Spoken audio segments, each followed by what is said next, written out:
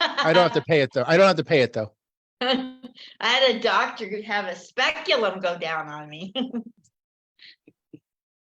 I'm being dirty because I I can't. actually know what one of those is. Okay. My first foray into comedy was ventriloquism. Oh my And gosh. well, no, I was like maybe 8 or 9 years old, and I was going through some box in my grandfather's garage, and I found one of those speculum things. And I thought it was like it looked like a good shadow puppet for a pterodactyl. So just that's what I would use it for. And then my older sister, she saw me doing, she freaked out. I'm like, what are you doing? Why are you taking away my pterodactyl? And years later, I saw a picture of it, what it was for. I thought, oh, that's gross. And then I thought, why did my grandfather have one in a cardboard box stashed in the garage? Were there anal beads near it? I don't know, but the Greatest Generation, they were into some kinky stuff. Yeah, and they kept it all hidden from us. They could have taught us, but no, we had to learn it ourselves. Not that I'm mad, but they could have passed down some important shit. But useless crap in school.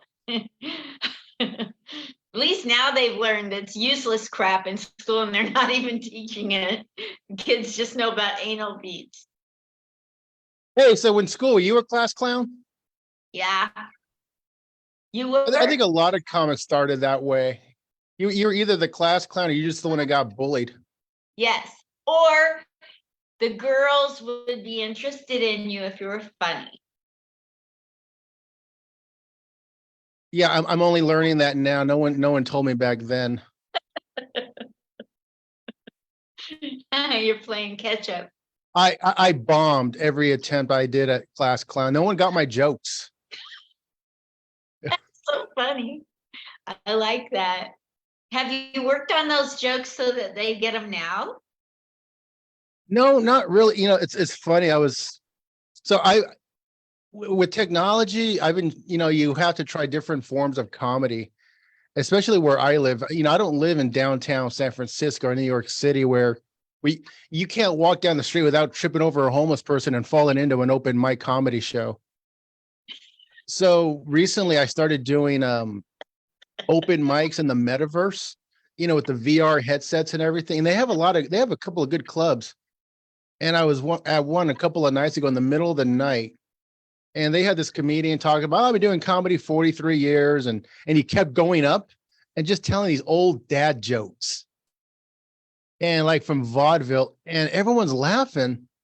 And I realized everyone in here is stoned.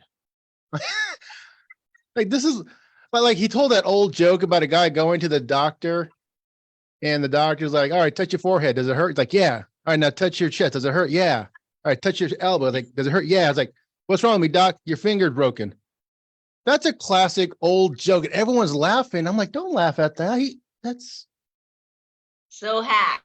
It's so hack, even Buddy couldn't hack it. Right? So bad. And that reference is so old, most people won't get it. I hate it when an audience laughs at stupid stuff that's not worth laughing at. You're not doing comedy any good when you laugh at hack jokes. And make the comedians write better, right? I'm going to have to slightly disagree with you on that. I mean, yeah, it gets frustrating, but is the audience still laughing? The comic knows that it might be a bad joke, but it works. So it's okay. What about racist jokes? You could make anything funny. It's how well you can sell it. Yeah, that's the thing. That's the thing. I mean, it's a minefield. You got to tread. I've been through minefields. So wait, I know all about. You're a veteran? Yes. Talk to us about that. Okay, well, you and me. Yeah, sure. This is very intimate usually. Well, it started back. I was in high school. I was 16 years old, and I was in my English class, And my teacher was like, all right, guys, there's this test over in the cafeteria. They're going to test you, see what kind of job you can do when you leave high school. You can go do that for a couple hours, or you can stay here and work. So everyone wanted to go take this test.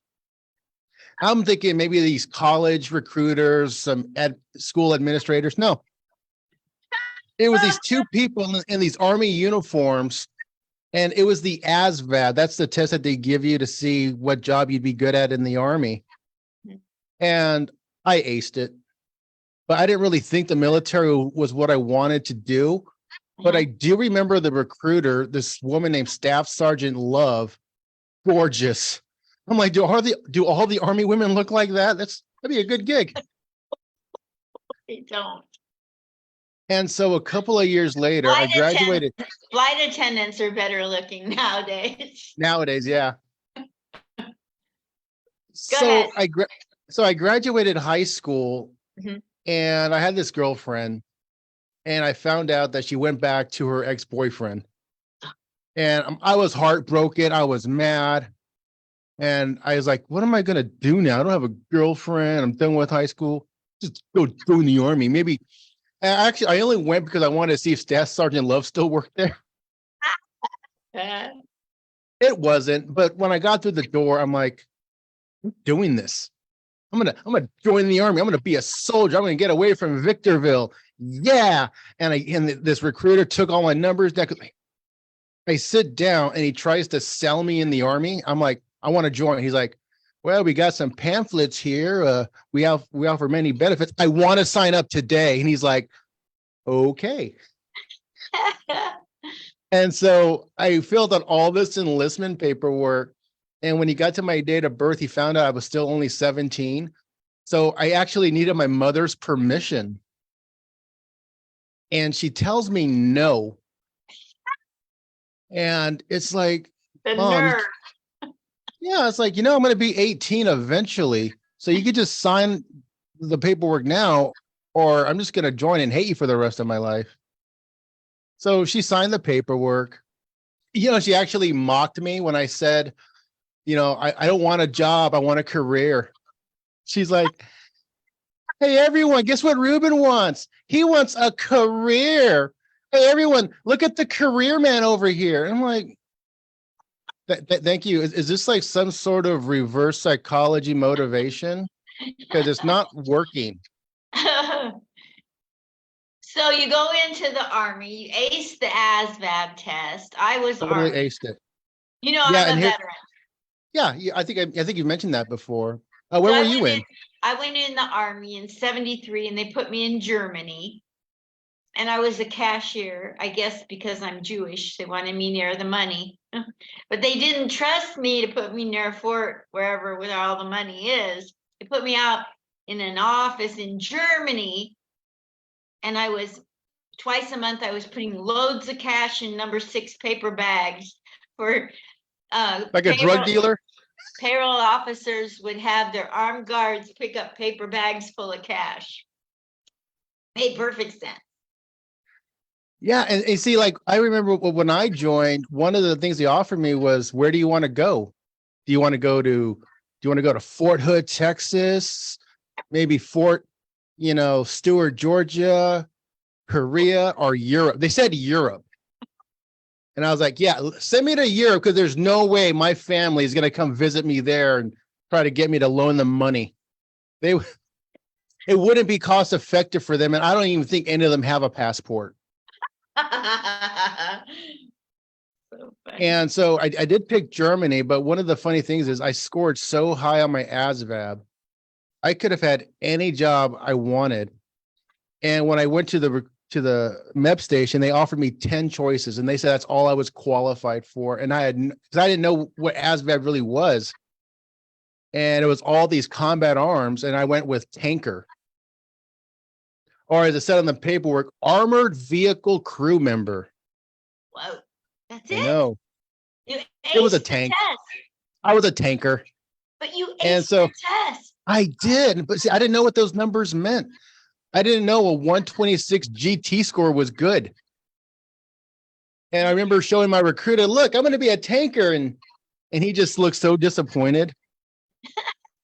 wasn't as disappointed as my mom was when I told her I was joining the Army. What was it? So where did they put you in Germany? I ended up going to this little town called Vilseck. It's maybe an hour away from Nuremberg, like to Nice. the east of Nuremberg. Really nice town, really small. And this was my first time really out of California. And so it was a new world. You know, I'm 18 years old now, out on my own, and I'm going out to bars where there's no drinking. You know, at 21 is basically in Germany, you're old enough to drink if you could reach the bar. Like I've been at bars with 12-year-olds in them drinking beer. Yep. That's so true. And I remember the first thing they told us when I got to Germany was we were going to this little tiny country called Macedonia.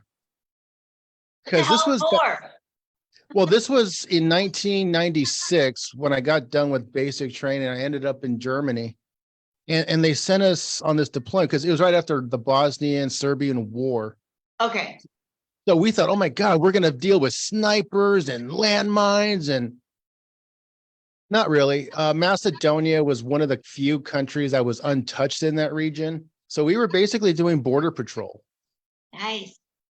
And so I'm just 18 years old, and I'm just, I've got my M16 rifle. I got like a 50-pound radio on my back, and we were doing border patrols. You're supposed to be in a tank.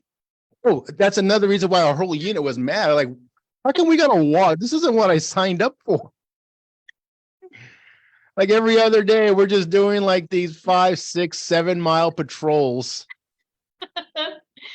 Everybody gets screwed and lied to in the military. It's horrible. And then it was either that or we were back in the rear doing guard duty at the camp in the capital city. And I remember one time we did this exchange program with the Danish army because they were there with us too. And so I'm going with this Danish patrol. Not as I thought we were going to go get some pastries, but no, they actually wanted me to walk. I get that joke. I get that joke. Thank you. And we had like this early version of a GPS device. It was like a handheld, almost like a large radio that would tell you where you were, like on the map.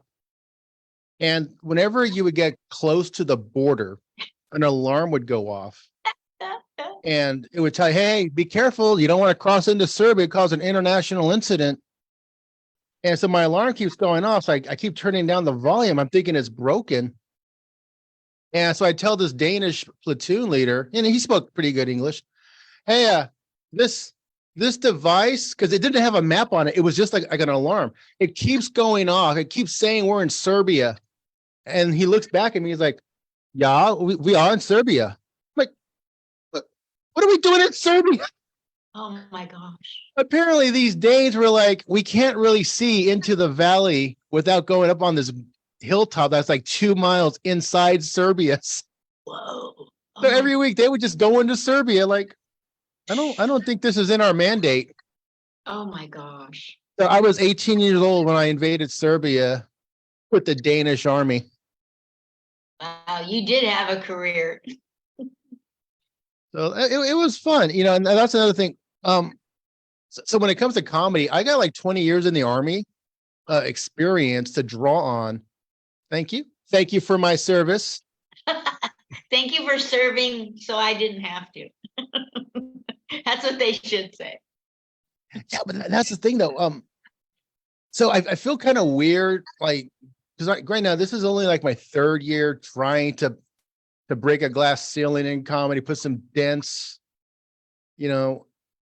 and I look at these kids like half my age, they're featured on shows, they're getting paid, and like, man, I wish I would have started this young. And then you see them, they don't have much to talk about. No. It's like, what life experience are you guys drawing on? What do you have to complain about at 23 years old? Yeah. You still live with your folks. You don't have a job that tests for drugs.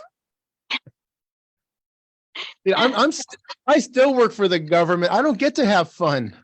What do you do for the government now that you're out of the Army? 20 years. Well, when I retired, I couldn't work for the government for 6 months. There's like a cooling off period, so there's no nepotism. But I was able to work as a federal Do you contractor believe for that? Do you believe that's the truth? 20 years. Well, you can get waivers, but unless you're a retired general, no one's banging down the doors to recruit a retired staff sergeant with bad knees. You're hilarious. And so you're retired, so you can get into the USO. yeah, I mean, some of them are really nice. Some are like, I like the one in Dallas, and the one in St. Louis is pretty nice too. Are you talking about at the airports? Yes. Do you go in there and tell jokes? No, but I might have to after watching some of your videos. I want to go with you. You can get me in. They don't let me come in and tell jokes because I'm not retired. I wasn't in 20 years. Well, how long were you in? 3. Get yourself a little veterans card. I think they're offering those now. No, they don't. They don't let you into the USO to hang out or tell jokes unless you're active or retired. Oh, that's a booty. So meet me somewhere and let's go into the USO at the airport and tell jokes together. I'll be your wife for the day. Can you imagine, like, if you got your legs blown off in Iraq and you're medically discharged and you try to get sorry, you're not active duty and you didn't make it to retirement. Some of these rules are so stupid.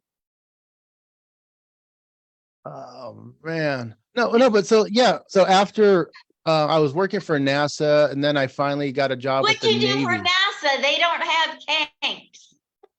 No, security. I worked in personnel security, doing people's background checks, taking their fingerprints. Just security stuff. I was basically like security for human resources. Nice. And that's sort of what I do now for the Navy. I work at the Naval Postgraduate School in Monterey. That's actually the city where I retired from. So you went all the way from Victorville to Monterey. Woo. Right? You're just climbing. I can't believe you remembered I'm from Victorville. I don't even think I mentioned that. The best comedians in the world are from Sacramento and Victorville. You said the best or the saddest? Best. The people that have worked out their material to the toughest audiences and can perform anywhere are from Sacramento and Victorville, hands down. I actually got family. My roots are in Sacramento. Oh. Yeah, I actually incorporated into one of my bits about people always asking me, being Hispanic, people ask me things like, where are you from? Wait, you're Hispanic? Yeah. I gotta go. Yeah, I know, right? and they'll ask me like, Ruben, where are you from? Like, I'm from Victorville. So, and then this is one of my bits. And they're like, no, Ruben, where are your parents from? These are questions I've been asked. And I'm like, Whittier. My grandfather was from Sacramento and he fought in World War II in the Navy. And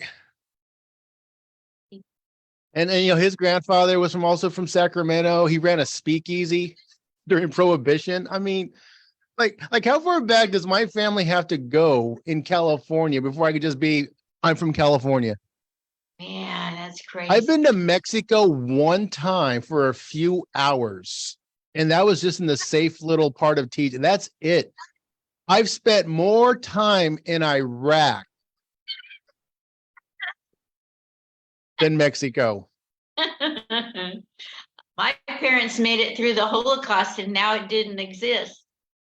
You think you got it bad. I come from a family that was on an Etch-a-Sketch and somebody cleared it. Now, when you were in Germany, did you go to any of those concentration camps? I did. But I have trouble concentrating there. I don't know why they call them. Didn't help me. Anyway, yeah, I went to the big one, Dachau. I went there. Yeah, that's the one I went to. It's like just I think it's north or south of Munich. I think it's north of Munich. You know, somebody Yeah, else that's the drove. one. Yeah, that's the one I went to, and I remember we had this one friend, this one army buddy of mine. He would just say like the dumbest things, really uncouth, if you will. I hear you And have like a Hitler joke. Helene Witt told me you have a Hitler joke. I want to hear your Hitler joke. I love Hitler jokes. do I have a Hitler joke? As long as it's not hateful against the Jews, you know, because I'm not hateful against anybody else. But if you got a Hitler joke, I want to hear it. I don't know if I would. It's not really a Hitler joke. It's sort of like it has to do with this long set that I'm working. See, I don't like to do I could, if I wanted to, I could be a one-liner comic, non sequiturs. Just hey, here's a funny line. Let me move on to the next one. And people eat that up at open mics. But I prefer longer theme sets. I got this one about philosophy and moral dilemmas. And one of those moral dilemmas, if you can go back in time and kill a baby Hitler and stop the Holocaust, would you do it? And so my premise is, why are you going to kill a baby? You know, maybe you could just go back in time and maybe raise him better. You know, give his parents like a chocolate to hit him with. You know, and then I also have a premise of, you know, maybe the reason Hitler hated the Jews so much was because he kept getting attacked by all these time traveling Israeli assassins from the Mossad, you know? That's a thinker. So it's like maybe that's why he was like, I got to kill all the Jews, otherwise this isn't going to stop. You know, maybe I would like to think about what would Anne Frank have done if she had social media at her fingertips.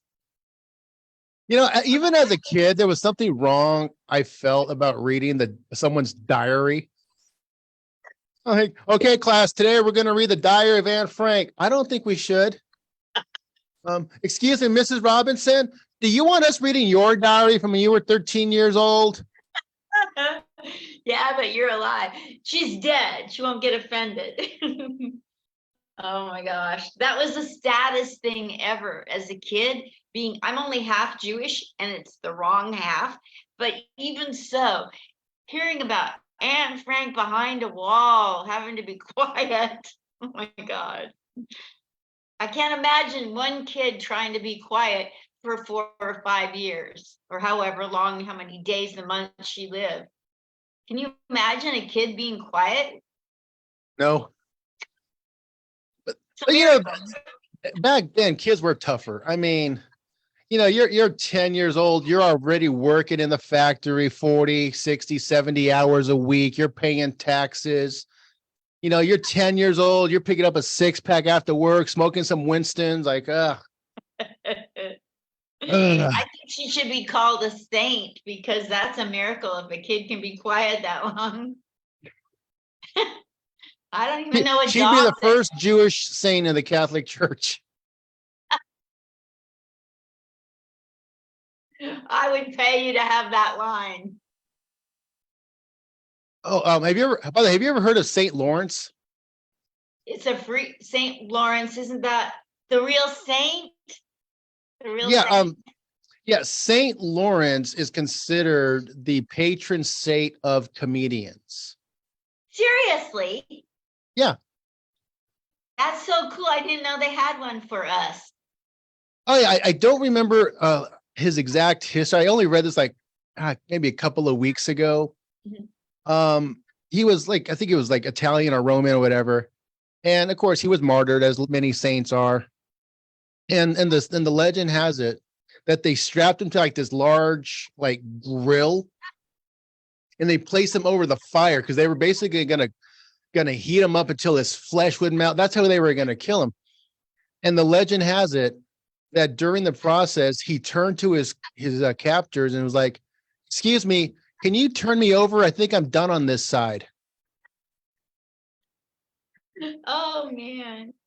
So he was like basically the first comic to get literally roasted. And ironically, and just another little jab into the man, he's also the patron saint of chefs. Like, I'm like, I read that. Like, how do more people not know this? That's hilarious stuff. Oh my God. So yes, that's Saint Lawrence. I need to get myself a pen. I'm an atheist, but I would wear a Saint Lawrence pendant. I think what would be funny is that, can you imagine if St. Lawrence was Jewish, what he would have said? Like, can you move the fire a little further away? I'm hot. Like, it'd be Oh no, complaining. now I'm too cold. Make it a little closer. Is there a draft in here? This isn't going to cost me, is it? Oh man, can you imagine if Mel Brooks would have done this in one of his History of the World? He wouldn't even need to write a script. Just tell the truth. Just tell the truth. Yeah, why write anything down if you're telling the truth? Writing is for liars. Isn't that great when you have a story to tell, like on stage, and you don't have to do any editing? You just tell it.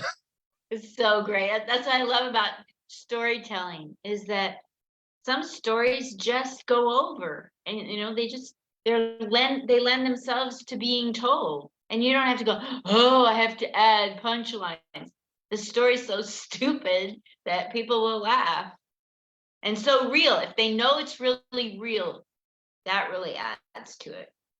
Yeah, I know, because I do this one story, this one bit. I'm still trying to tighten it up, but if I told the story just verbatim how it happened, it's kind of funny already. But for a stage, you kind of want to put some more. You want to embellish a little. But essentially, what happened was, it was my first trip to Iraq in 2003, and we had this large camp in Baghdad. It was like, I was like, you know where the Baghdad airport is?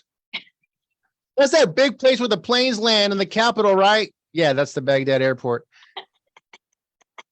And we had this little palace complex, like on the side of the airport. And one of the guards at our control points from the entrance was getting shot at by a sniper. And the sniper was inside of our camp. I guess there was like this small little shack near our guard towers, and he's just shooting at our entry control point. And we weren't combat arms. I was intel, and these were like cooks, mechanics. What are they going to do? Like throw a spoon at the guy?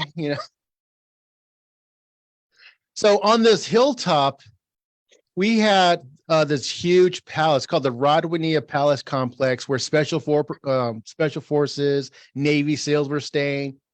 And at the base of this hill, they had their own guards. It was Army Rangers. And so we called up special forces. Hey, can you take care of a little sniper problem we got? And they were like, we're kind of busy. We'll send you a couple of Rangers. And so these two Army Rangers, they showed up, and they were on those ATV four-wheelers. They each had one.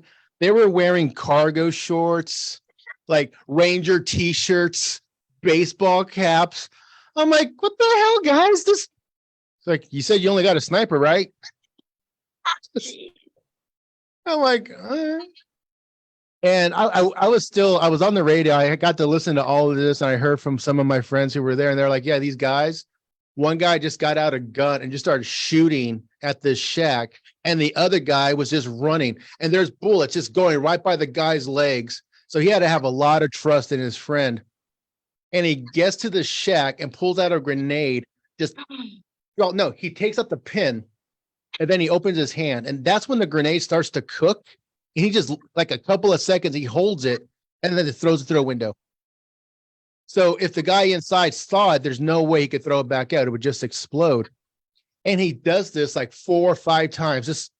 And this is a tiny little shack. It's like 10 feet by 10 feet. I'm like, I think you got him.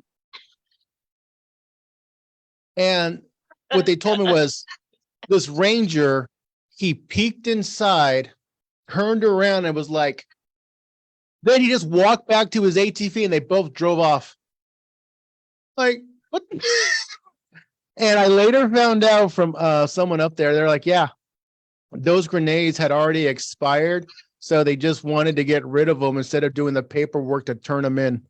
Oh my, oh my. I think that's a funny story. Needs a little bit of embellishment, but just the insanity that in the army in Iraq, you just had some guys who couldn't have been more than 22, 23 years old, just t-shirt, board shorts, grenades, and they just killed a guy just with a grenade.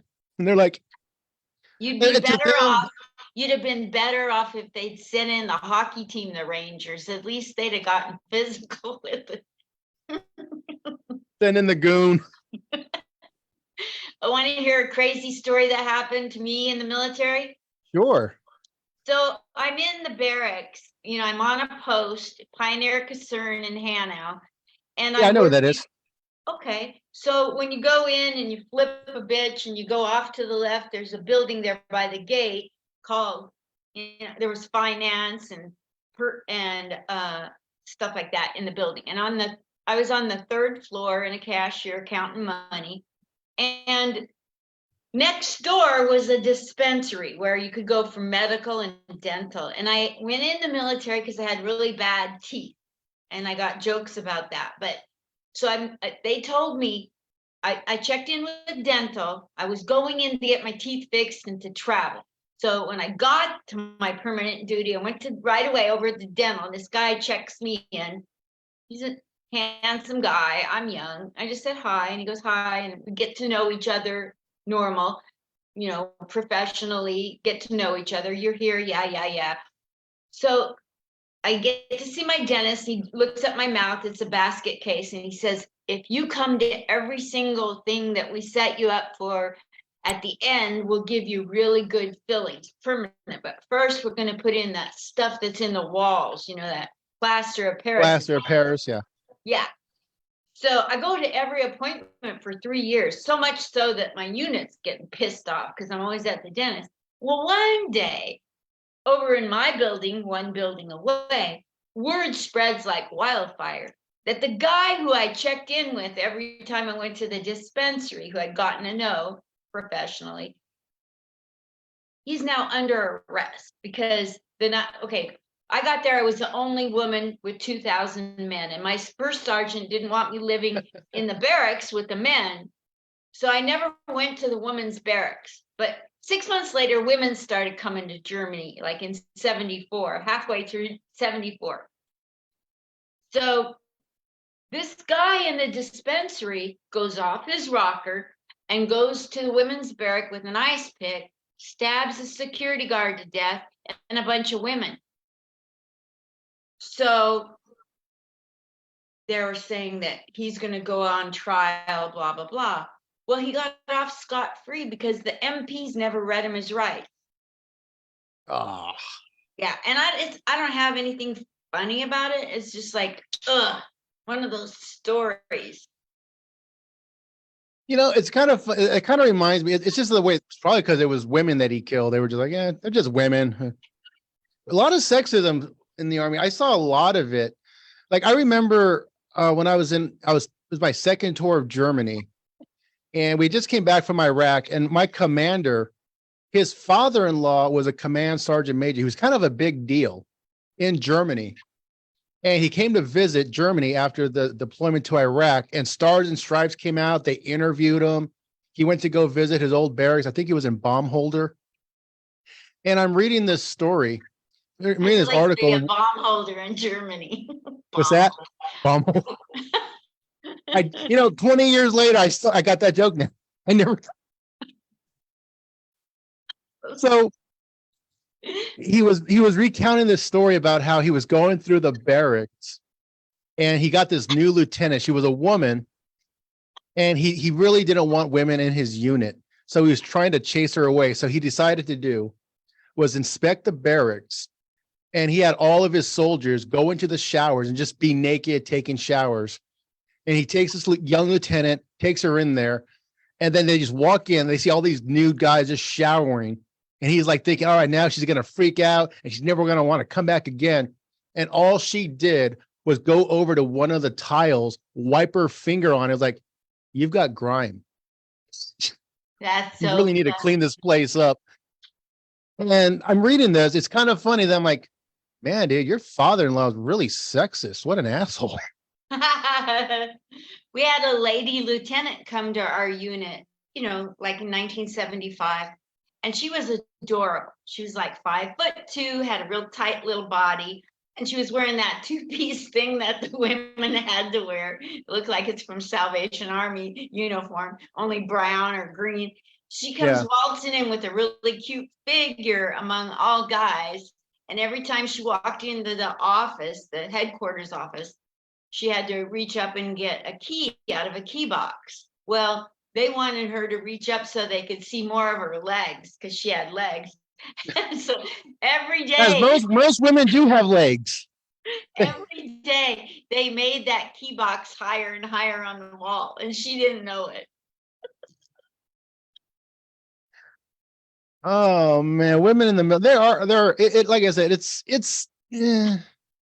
like going back to Iraq, those special forces guys, they had those rangers guarding them, and we were not allowed to go past those guards. It was like special forces, those guys, they got a real mission, they're off limits. We had 7 women in our unit, and apparently they were not banned. And one night, there were like 3 or 4 of them. They were coming back they were drunk, coming back, and they got to one of our guard checkpoints for our inner perimeter. And this guy, he was like, "Where are you guys coming from?" "Well, we were hanging out with special forces. We're drunk." And this guy's like, "So you're going up there hanging out and partying with them instead of us?" So he called it in. Just, I'm like, oh. I have to tell you, I had a lieutenant in the military. Let me remember his name.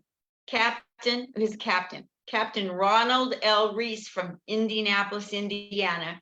He left the military and had a bike shop. Anyway, he was my Captain Ronald L. Reese. And he always had a merce on him, which isn't part of the military uniform. But he happened to be of color, so at the time they let him get away with it. It was kind of like the reverse of white privilege.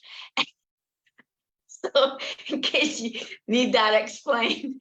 And so he's coming in every day with this purse, and he's only talking to the men. I'm the only woman. Anytime I walked in the room, he would stop what he's saying, look at me and say, he'd stop talking to the guys, look at me, and he'd go, "Yeah, they call me the 60-minute man." And then I heard it. Thing about me is the third time, balls to the wall, you're going to get it. So he said it the third time. That's his first mistake. And first and second, fine. Third time, you really think we're both stupid. And so I said, "What, to get it up?" See, I would have been like, "Which men call you that?" With your Gucci purse. His man purse. He should have been court-martialed for wearing something that wasn't part of the uniform, but whatever. I'm not complaining. Oh, Anyway. no, but yeah, I like I said, there's just so much in the Army that I could draw on. I know. Like, I actually remember when I first decided I think I could do comedy. It was when I was in the Army, that my last 5 years, I was supposed to go to Afghanistan as a military intelligence analyst. And I went to go re-enlist, and the guy's like, "Well, what do you think about doing counterintelligence?" Like, "Well, that sounds kind of fun, but I'd rather just stick to my job. I know what I'm doing. Going to go to Afghanistan with my unit for a year." And they're like, "Well, we're not really asking you. We're sort of telling you, so I got sent to Arizona to get trained as a counterintelligence special agent. It was actually kind of a cool job. So like my last 5 years. In Arizona, they can teach you intelligence in Arizona. Yes, I know. Oh, right. I know. I'm so bad. The irony. There's so much irony in that. I'm no longer anemic. There's so much irony in it. I'm going to wear wrinkled clothes. stupid. Okay, back to you. But you've been to Arizona? Is that where you live, or is it I've been Vegas? through Arizona. I wouldn't wish it on. What part of Arizona? Okay, Glendale and Phoenix. Well, I was okay. So Fort Huachuca, Arizona. That's where we teach Intel. It's about 30 minutes south of the I-10 near Sierra Vista. And so that's where I went for counterintelligence special agent school. And so my last 5 years, I had a badge. I wore three-piece suits for most of the time. Hardly ever wore my uniform.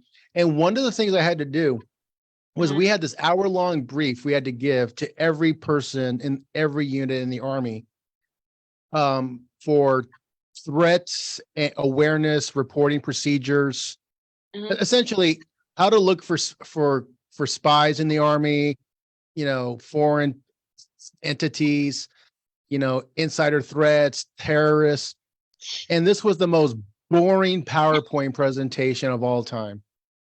And it was a really nice one. Like the Army spent like $20 million for some company to put it together. They made all these little videos in it. It was really high tech, but it was really boring. And I was so bored one day, I started cracking jokes. I was basically heckling my PowerPoint. And that's when I realized, dude, these people are paying attention. I looked in the audience. They were waiting for my next joke. I'm like, I need to write some of these down. And so that's what I started doing. I started writing. Like I would go through each slide, write some jokes. I work in some crowd work. I learned the rules of three before anyone even taught me. And I had fun. Well, I got standing ovations, and you know what that feels like, right? Yeah, sure. Like I've never had a standing ovation, but I was a bank trainer at Washington Mutual at the headquarters in Seattle. And I had to take people through 7 days of boring material about tellers, new accounts, loans. And I was having them laugh for 7 days in a row. Like I should go into comedy. I can make debits and credits interesting and bank robbery. Yeah. Like there was this one stupid video I had to show where it's like this guy, he's in an Army uniform and he's from the Middle East. And he says something along the lines of, I believe the United States is the great Satan, and any bad that happens to them, they deserve it. And I basically said, look, obviously this guy needs to get reported on. And if anyone ever tells you the United States is the great Satan, you just tell them that's because we are great at everything we do. America. It was just such a stupid line. And I would tell it was such a straight face. I'm really good at deadpan humor. I love it. Oh my gosh. So you were born in Victorville. And at what point in your life did you decide to do comedy after the military, during the military? When did you go up on your first open mic and how did it go? I know I'm going into the stupid basic question. Yeah, it's fine. Like I said, I was born and raised in like LA County, Whittier. And then when I was 10 years old, moved to Victorville. And I don't know if you've been through Victorville. It's a desert. It's the high desert. It's the high desert. Well, Atalanta's more high, but and I think it was like around 2012, I started watching a lot of comedy. And I was like, maybe I could do. And I remember this was right around the time I met my ex-wife. Wish I hadn't done that, but well, whatever, it happens. Everybody should meet an ex before they marry him. There'd be less divorce. Or maybe we should just have prearranged divorces. That would be so much simpler. Just skip to the end, save yourself some misery, lose half your stuff. Just make it quick and painless. Just rip off that Band-Aid. No reason to go through the 4 or 5 years of awkward sex. Faking orgasms. Settling for hand jobs because she's tired. Lying about where you're at. Have such a boring life. You don't have to lie about where you're at. Hiding them in the trunk. No, really, honey. I stopped at Bed Bath and Beyond for new towels. Here's the receipt. It's oh, sorry. Give that one back. That's for a strip club. so, after doing these briefings, I decided maybe I should try actual comedy. So I started writing bits out, and I wrote this really funny bit about the word retard, about how I talk about its origins, about how it meant, being held back from evolving. You're holding something back. There's a couple of Sarah Palin jokes in there. I thought it was a really funny bit. Mm-hmm. So then on New Year's Eve, 2012, I take my girlfriend to a comedy show in San Jose. And it's Christopher Titus, one of my favorite comics. I love him and his wife. Did you see his wife? Oh, yeah. Rachel Bradley, really funny. Yeah. And so he's doing his show. Me and my girlfriend, we're sitting in the front row, like the front table right at the stage. And he gets out there and he starts doing this joke about the word retard. I'm like, and it's so close to what I was writing. And my girlfriend, she whispers to me, "Oh my God, he's telling your joke. Aren't you proud?" I'm like, "No, this isn't my joke anymore." Oh my God. I was like, well, I guess I'm just not. At first it was like, I was sort of sad that I lost the first joke I ever wrote because someone already did it. But I also felt good that I'm on the same wavelength as a Christopher Titus, who was at his peak of his career, that if I can write at that level, I'll be okay. Yes. So when did you do your first mic and how did it go? How fast did you get booked and stuff? So, get to the nitty gritty. Well, being in the Army, I didn't really have time. And looking back, if I would have known about the infrastructure of open mic, I would have done this a lot sooner. Because like when I was a kid, you see these comedians on an evening at the Improv or late night with David Letterman. You think these guys are just showing up off the street, grabbing a microphone, and then just telling jokes off the top of their head. And they're like, "See you in a year when I come back and do another hour off the top of my head." I didn't know the work that went into it. Yeah. And so after I got out of the Army, I was thinking, should I do it? And just really dragging my feet. Plus, I was married at the time. I had to take care of the wife, pay the bills. I had a full-time job. And finally, in 2017, I got the nerve to do my first open mic.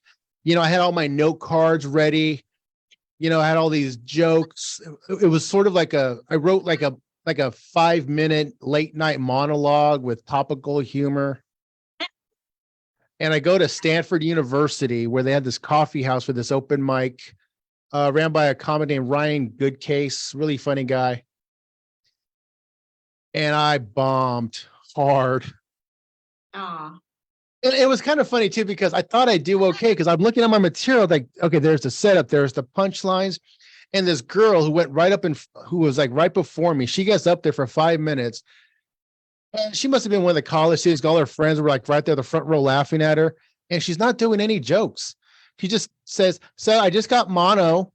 I just got over mono." And then she starts laughing about mono. And then her friends start laughing. And then they're laughing at each other, laughing. I'm like, are we supposed to laugh too? And then other people are laughing at them, laughing at each other, laughing at her, who's laughing at. Is anyone going to tell a joke? It's like mono, but on stereo. Right. And I'm waiting, and she's not really doing it. She's like, "I was tired, and my boyfriend said I was too tired to have sex." And I'm like, okay, this is going to be so easy. So the first thing I did, and remember, this is 2017, like 3 years before the pandemic. I go up there with like 5 or 6 tissues, and I just start wiping the mic. And I said something along the lines of, "Is this what you guys do for first-time open micers? You haze them by making them take the stage right after the girl who's diseased." No laughs. I'm like, okay, I guess you guys aren't into that humor. And then I start telling jokes and no one's really getting them. I think I told a couple of Trump jokes and they laughed at those. They laughed at setups to Trump jokes. Like all you got to do is say Trump and Republican and people will laugh in the Bay Area. God help you if you make a joke about Bernie Sanders. Yeah, totally. Like I did this joke about Berkeley, about how they found like $1 million worth of mushrooms. And I said, oh, great. And I can't remember what the joke was. It was like, really, Berkeley? You guys really think? All right, hold on. What was it?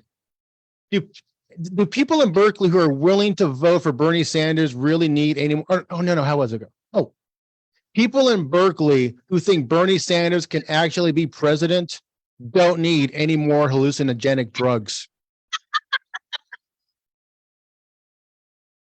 Do you get that joke? You guys are already tripping. You're already hallucinating, thinking Bernie Sanders can be president, and they got mad at me for that. Like, how dare you, sir, make fun of Bernie? Like, but then I made this joke about Ivanka Trump, how she was having trouble renting out her New York City apartment, and I made this joke about, well, apparently nobody wants to rent from an airhead B&B, and I hated that joke. They laughed. And I think that was one of those moments where I realized, you know, Ruben, if the joke is going to make people laugh, it doesn't matter if you like it or not.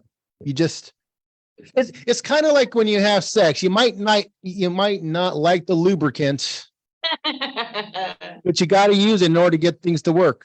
That's the same thing with hacky jokes. It's like, you got to lube up the audience. Yeah, that's true. You got to loosen them up. So how fast did you start getting on shows? Because now you're doing a winery out there. I wouldn't call it doing a show. Here's the other thing. I think I saw something on Facebook. Was it Adobe Maxwell? He's got this thing where he puts questions out, and he talks about, I think it was last week, about doing shows before you're ready. You know, if you're not ready, you're gonna bomb, and no one's gonna want to book you anymore. And I always kind of felt like that. And so I only did one open mic in 2017. I just didn't have support from my ex-wife. And then I did like another open mic in 2018. I did 2 in 2019. Finally, 2020. I'm going to do it. This is going to be my year. I'm getting divorced, so I'm not going to have anyone holding me back. I'm going to spread my wings and fly. Why is everyone wearing masks? What?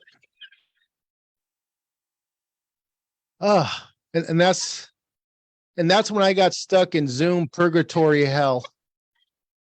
So I had to do Zoom comedy for a year, but you know, I got myself a green screen. I got a real mic. I would actually raise my camera, so I would actually stand up. I wanted the real feeling. I just want to take it as far as I could go. And you know, and then so I'm doing live mics again in 2021, and way different than Zoom. But at least I had like a year's worth of material, and I write all the time. So I quickly fell right into it. I was like right at that same level as a few other comics. I'd been doing it a couple of more years, but I wasn't getting booked. No one knows my name. No one knows my comedy. So you gotta keep pounding. And 6 months later, I'm at there's this show in Paso Robles, this tiny little town south of Monterey County. And it's a showcase. And then afterwards they do this open mic, which is why I love to go. Cause you know, you get a nice audience. And the one who books the show, she came up to me and was like, hey, is it okay if I put you on my list of openers? So if I need an opener, I can just give you a call every now and then. And I said, I'm not really ready.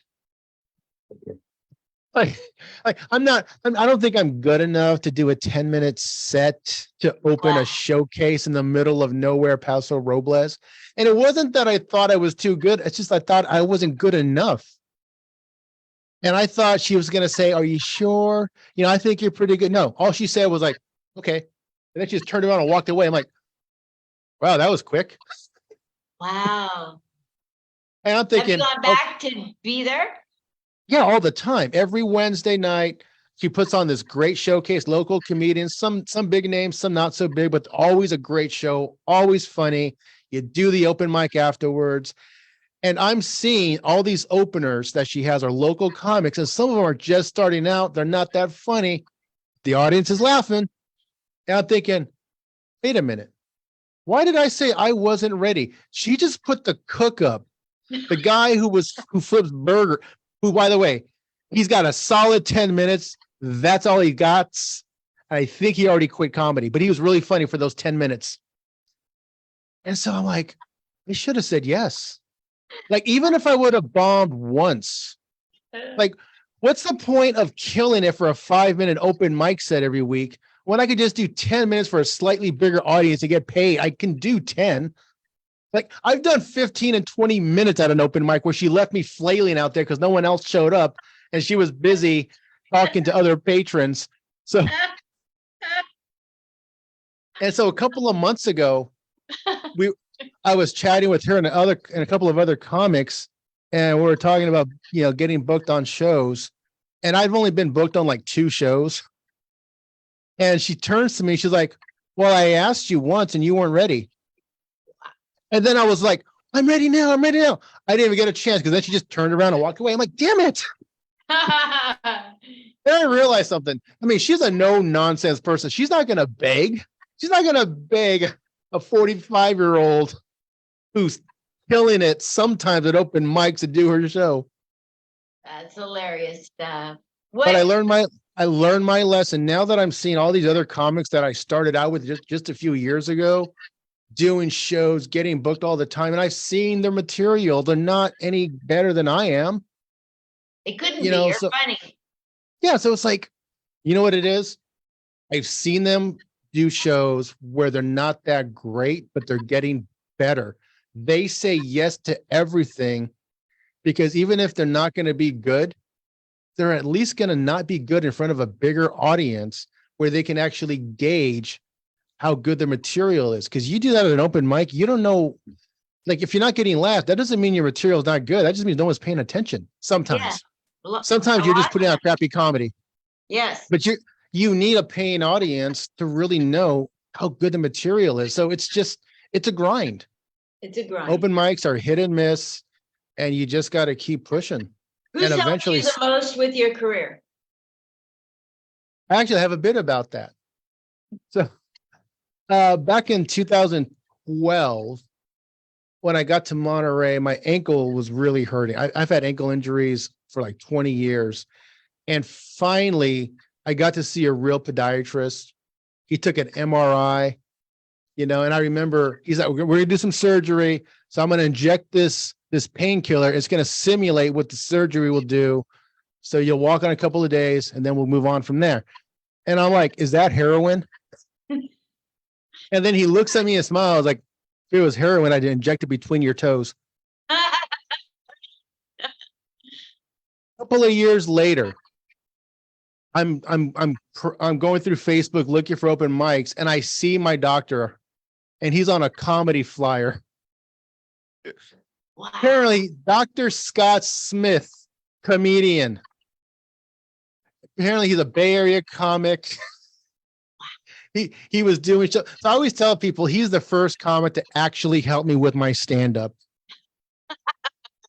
He opened up my ankle, reattached some tendons. And sometimes I wonder if he ever had like a bad night at an open mic and then the next day showed up to do my surgery, if he even paid attention.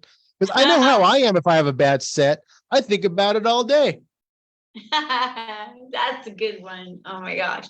Well, we're getting low on time. I like to keep these to an hour, unless you're Tommy Chong. This has been fun. If you're Tommy Chong, you can go on forever. But other than that, so anyway, Tommy does like to talk. And so just in case you guys didn't know what I was referring to. Anyway, so before we leave, I know this is an awkward segue. That's why I'm slowing down. I acknowledge this is awkward. So before we leave, I want you to tell everybody that's going to watch us on YouTube, Facebook, Instagram, TikTok, tell them where they can follow you and where you're going to be appearing. anything you want to plug, even if it's somebody else's mic or show. Well, I don't do social media yet. So I don't have an Insta. I don't have a Snapchat. I do have Insta. I do have Twitter. I do have Facebook. I really recommend you don't look at any of those. Sometimes I drink a little too much. I might not post the politically correct stuff, but right now, this is the year I really want to push myself. So next month, I'm actually slated to be on the Rooster T. Feathers New Talent Showcase. Wow. I know. Apparently, she responded to my email and said, all right, you can go up on Wednesday. Wonderful. What city is that in? So that's in Sunnyvale. Rooster T. Feathers, they closed up for a couple of years because of the pandemic and renovations. So New Talent Showcase, Rooster T. Feathers in Sunnyvale, March 15th. That's the Ides of March for some of you Shakespeare enthusiasts. I don't know if I'm going to write an entire set in iambic pentameter, but so after that, we'll see where it goes. Like I said, I'm just going to keep grinding it out at the open mics all over the Central Coast, San Luis Obispo, San Jose. I'm even starting to push myself into San Francisco. Nice. Although I think it was a couple of weeks ago, I left a place in San Francisco and I smelled weed the entire 2-hour drive home.